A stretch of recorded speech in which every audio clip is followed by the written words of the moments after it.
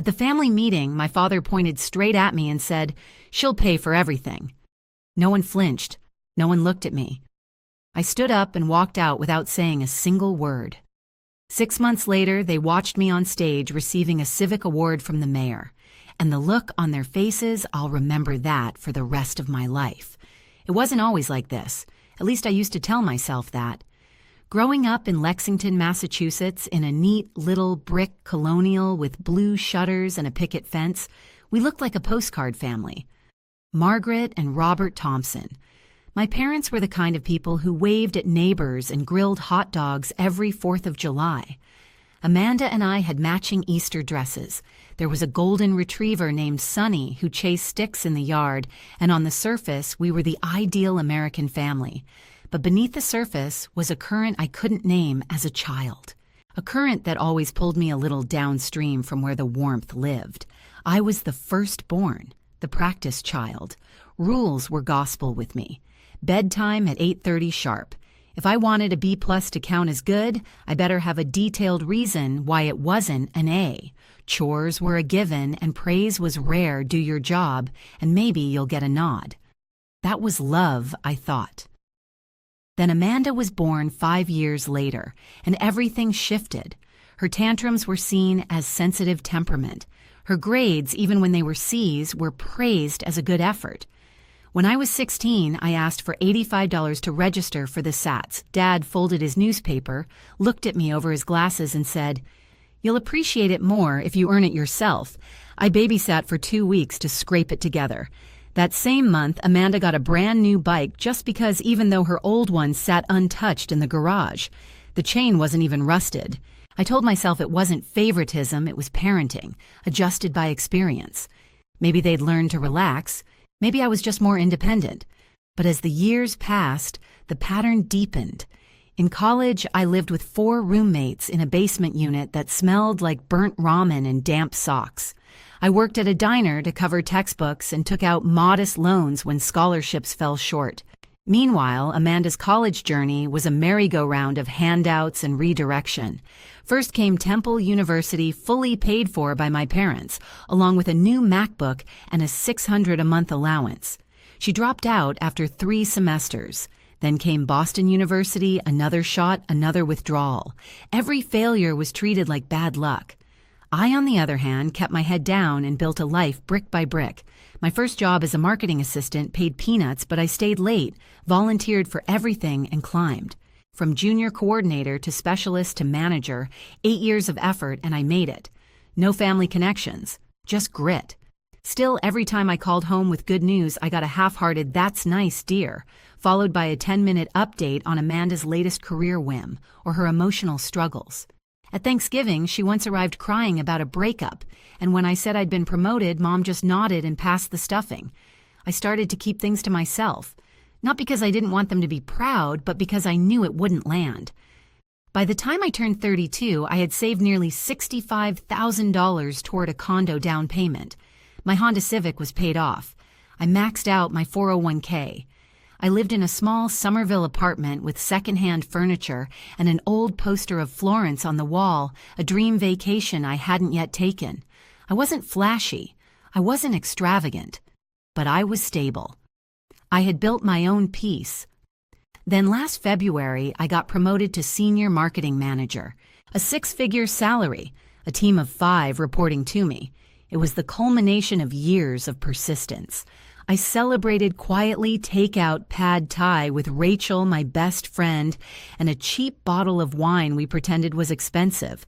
I didn't even tell my parents, not because I wanted to hide it, but because I didn't want them to turn it into something else. Something about Amanda. Something that made it feel less like mine. But news travels. A cousin who worked at a partner company heard and called her mom, who called mine. 3 days later, my phone lit up with a call from my mother, bubbling with what I now know was feigned enthusiasm. She asked a lot of questions about the promotion, what it entailed, how much of a raise, what benefits came with it. I remember feeling suspicious at how interested she suddenly was in my work life. I brushed it off, until that Wednesday afternoon when her text came in like a match tossed into dry brush. Family meeting this Saturday at 5. Important. Dad and I are cooking. Please come.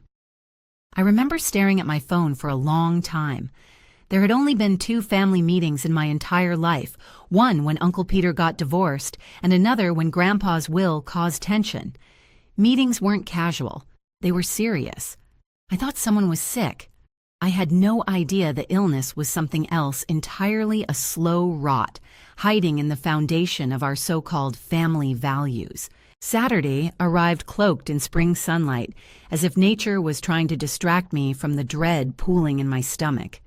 I drove the familiar route to Lexington past our old elementary school, the faded baseball field where I'd sat on the sidelines while Amanda got all the cheers, and finally down the tree-lined street where our house stood unchanged, except somehow it felt smaller. Amanda's blue Volkswagen was already in the driveway, along with Uncle Peter's SUV. That last one made my stomach clench. Uncle Peter wasn't the just stopping by type. His presence meant something was brewing.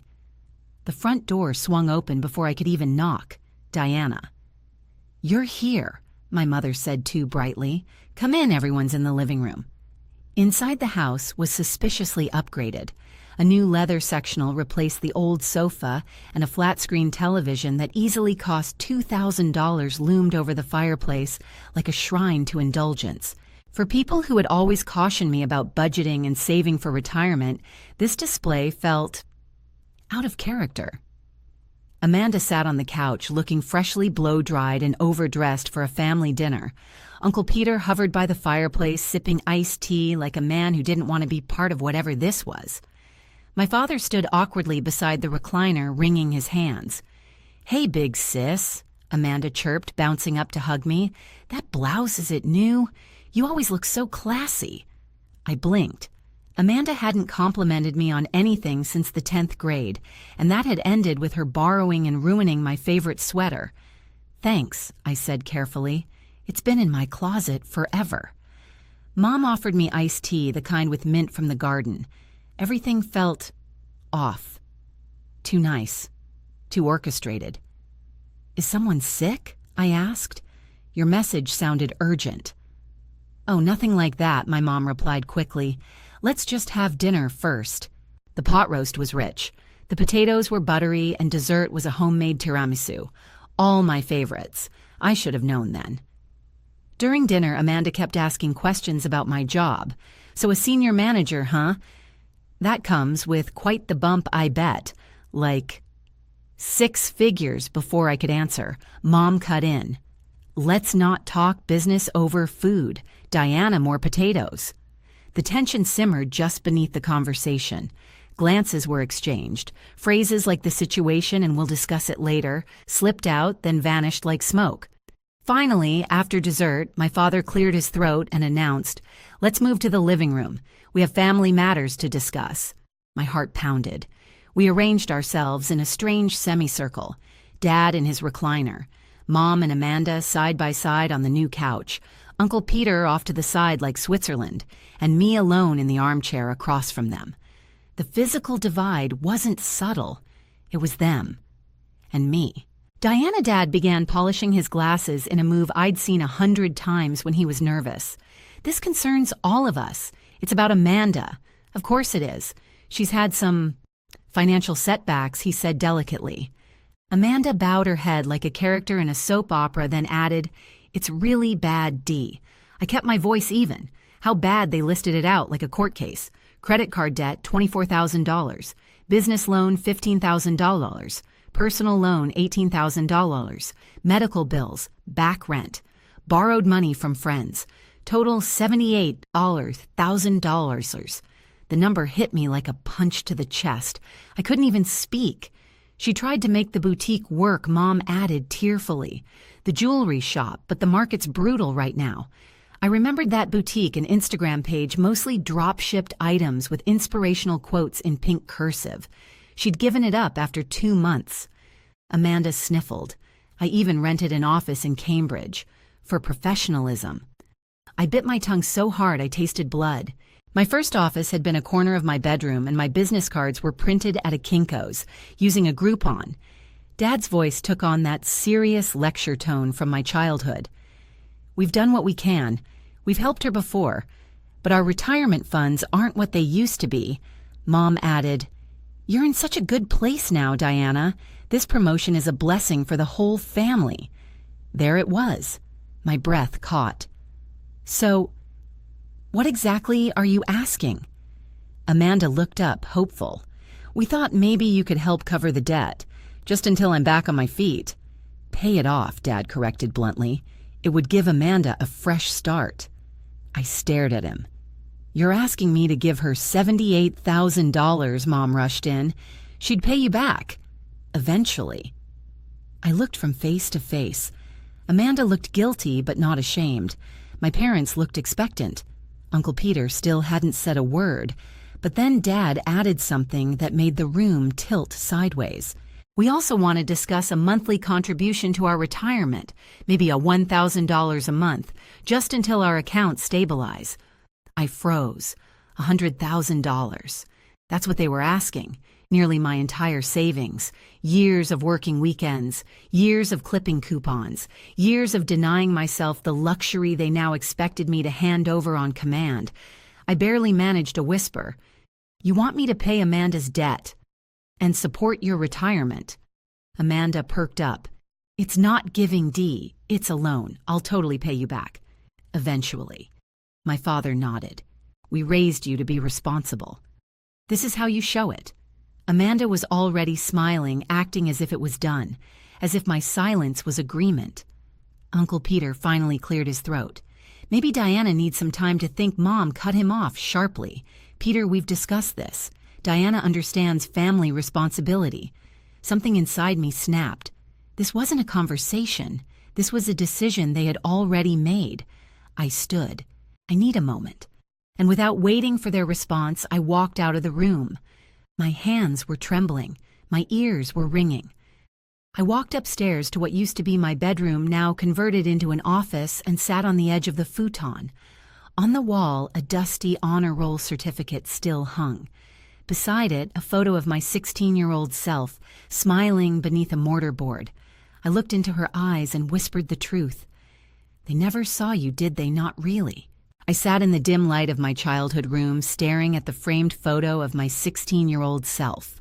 The girl in that picture, ambitious, disciplined, hopeful, had no idea that she would grow into a woman treated like an ATM for a family that celebrated her reliability but never respected her boundaries. Around me, the remnants of my past whispered truths I had tried for years to ignore. The bulletin board still had faded postcards from my college days, one from Chicago, where I visited a roommate's family because mine couldn't afford the flight, even though they sent Amanda to Disney World that same spring. My old debate trophies collected dust on a shelf. I used to think they were symbols of my hard work. Now they felt more like proof of how much I had bent and contorted myself to earn approval that never came. And in the corner, a cracked photo frame, one of the last pictures of our whole family smiling. It sat on the desk like a relic, a symbol of a story I no longer believed. My hands trembled as I traced the edge of the futon. It had replaced my childhood bed years ago when Mom turned the room into a guest office. She didn't even ask if I wanted to keep anything. That moment replayed in my mind, my father saying, "Diana will pay for everything." Not a request, a decision. I closed my eyes, and memory after memory surged back, each one like a puzzle piece, finally clicking into place. Freshman year of college, I'd called home with strep throat. I asked if they could help with the $80 urgent care bill. Dad had said, "You need to learn how to solve problems on your own." 2 months later, they flew Amanda and her friends to Miami for a beach weekend. Junior year. Amanda failed 2 classes. My parents bought her a puppy to boost her morale. I had finished my semester with straight A's and was told, "Don't get cocky." 3 years ago, they asked me to loan $3,800 for a roof repair on their rental property. I wired it the same day. They never paid me back.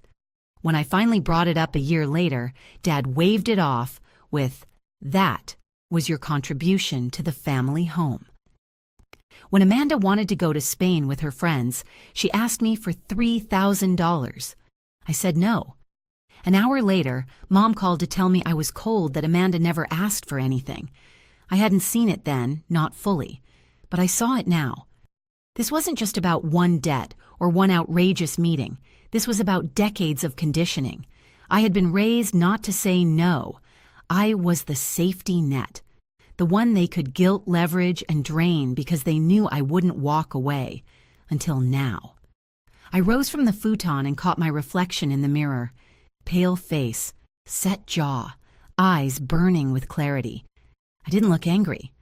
I looked awake. For the first time, I saw myself not as their obedient daughter or Amanda's responsible sister, but as a woman standing at the edge of a decision that could change everything. If I said yes, if I gave in, I would be reinforcing the pattern. It wouldn't stop at $78,000. They'd be back. Amanda would default again. My parents would fall short on their finances again, and I would never escape. But if I said no, I didn't know what would happen. I imagined slammed doors, hurtful words being cut off. I imagined being painted as selfish, ungrateful, cold. But I also imagined something else. Silence, stillness, boundaries that held, a life that was finally mine. I opened the drawer beside the futon and found an old notebook. I used to scribble business plans and motivational quotes in it as a teen. One quote jumped off the page, scrawled in purple ink from a decade ago. Sometimes you have to break your own heart to heal your life. That teenager knew, even back then. I closed the notebook, stood tall, and walked to the door. My hand hesitated on the knob. Downstairs, I could hear the clinking of coffee cups, quiet voices, waiting. They weren't expecting resistance. They had already spent the money in their minds. Amanda had probably already told her creditors help was coming. They thought I'd fold like always. But I wasn't the same girl who begged for college application fees. I wasn't the one who accepted being last in line for affection, for praise, for fairness. I opened the door, and I walked downstairs, heart pounding, spine straight. It was time to break the pattern. The kitchen was staged like a reconciliation scene from a family drama. Mom had brewed her strongest coffee, the one she only brought out when she wanted to seem warm and maternal. Amanda sat at the table with her laptop open, casually sipping a mimosa from a wine glass, like this was brunch and not a debt crisis. Dad looked up from his tablet, feigning surprise like he hadn't orchestrated this ambush. I stepped in calm. Amanda offered a lazy smile. "Morning, Di. I was just going over a payment plan I found online. If we consolidate, we can probably reduce the $78K down to we," I asked. The word came out low, controlled, cold. Amanda faltered. "Well, yeah, I mean, you're the one with the means. You always say you want to help family." Mom jumped in. "You're being dramatic, Diana. You're her sister. You're not paying for a handbag. This is a rescue." Dad leaned back in his chair. "Amanda's young. She made mistakes. You've made mistakes. Remember when you don't," I said sharply. The room stilled. I came down here to say one thing. I continued. "I'm not paying Amanda's debt. I'm not contributing to your retirement, and I'm not going to be manipulated with guilt because I chose to build something you never understood." Mom blinked. "Excuse me." Amanda's voice rose. "So you'd rather see me in jail than give me money you don't even need? That's cruel. You're literally swimming in cash." I laughed. "Once, dry and short. You think money is the point. You think this is about dollars. This is about choice. About years of being expected to fix your problems because I don't scream, because I don't crash cars or fail classes or date scammers who get you into $78,000 of credit card fraud." Amanda turned red. I turned to Mom. "Do you remember my graduation day from Wharton? You left early to get to Amanda's cheer banquet." I stood alone in a cap and gown while other parents took pictures and cried. "Diana, that's not fair." "No, it is fair, because that's the moment I realized I didn't matter unless I was needed." Dad scoffed. "This again? You always bring up old things. You think you're some kind of victim I faced him? No. Victims don't have power. I do." I walked to the counter and placed a single white envelope on the table. Inside is a signed notice revoking your access to my joint investment account, the one I set up for family emergencies. It's closed. And this, I dropped a second envelope as my lawyer's notice that I am removing my name as co-signer on your mortgage. You have 30 days to refinance or sell. That's what the contract allows. Mom stood. You're abandoning us after everything we've done for you. What exactly have you done? I asked, voice sharp. Raised me. Fed me. Isn't that the bare minimum you raised Amanda to believe she's royalty and me to believe I had to earn my spot at the table? Amanda was crying now, but I didn't feel bad. I had cried alone too many nights while wiring money they never thanked me for. I grabbed my coat from the hook. Dad shouted, "You're going to regret this, Diana. No family, no legacy, just cold numbers." I turned back one last time. I'll take cold truth over warm lies. And I walked out. The door clicked shut behind me. Outside, the air hit my face like freedom. For the first time, I had said no. Not with shame, not with apology, with clarity. I didn't know what would come next, whether they'd smear my name to relatives or Amanda would spiral further. But I knew one thing: I wasn't their financial hostage anymore. 3 months passed. Silence. No calls, no emails, no happy birthday texts, not even spam from Dad's old insurance newsletter he used to forward with thoughts in the subject line. It was bliss. I didn't chase it. I didn't break, and I certainly didn't regret. Instead, I got promoted Senior Director of Brand Strategy. I moved into a new apartment, smaller, but entirely mine. No shared legacy, no emotional mortgage, just clean space and sunlight. Then came the gala. It was for a nonprofit I had quietly supported for years, the Wallace Fund, which provides educational microgrants to young women entrepreneurs. I never attached my name. I didn't need the credit. I did it because I knew what it felt like to build alone in silence. But this year, they insisted I attend, said they had a surprise. I wore black velvet and walked in with a fellow exec. The ballroom sparkled with quiet wealth, not flash, not noise, power and presence. I kept my hair simple, my heels sharp. Then the MC stepped up, and now she said, "We want to honor a donor who has given anonymously for 7 years, whose support has launched 68 businesses, funded 112 scholarships, and helped hundreds of girls believe they're not invisible. Tonight she steps into the light, Diana Carter." I froze. The room erupted in applause. I stood, slowly. People turned. Eyes widened. Amanda's old high school friend, now a local influencer, was there and gasped audibly. I walked up to the stage, and just as I reached the podium, a voice behind me called out, "Wait!" "You're the Diana Carter," I turned. It was a woman in her 50s, silver hair, tears in her eyes. "You funded my daughter's startup in Tulsa. We didn't know it was you. You saved us." I blinked, took the mic, and said calmly, "I just didn't want other young women to wait for permission." The room fell silent, then rose to their feet. That's when I saw them. In the back of the room, Mom and Dad. Amanda, too. They were standing near the bar, stunned. Amanda's champagne flute wobbled in her hand. They hadn't been invited. But Amanda must have heard through the grapevine and brought them, probably hoping to prove I was still bitter, still small, but I wasn't. They watched as the mayor handed me a citation, as the board chair called me a quiet titan, as Forbes approached for an interview.